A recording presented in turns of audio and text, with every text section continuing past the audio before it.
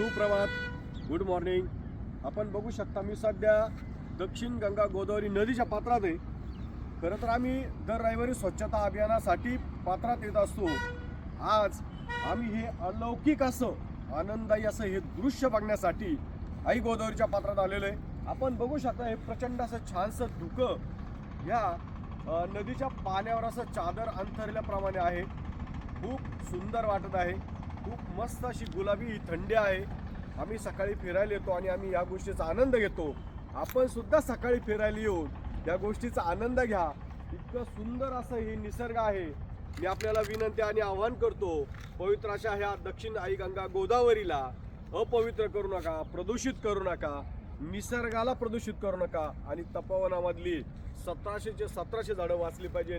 या मुवमेंटमध्ये सहभागी व्हा. धन्यवाद. जय गोदामाई, जय त्र्यंबकराज, जय शुक्राचार्य महाराज.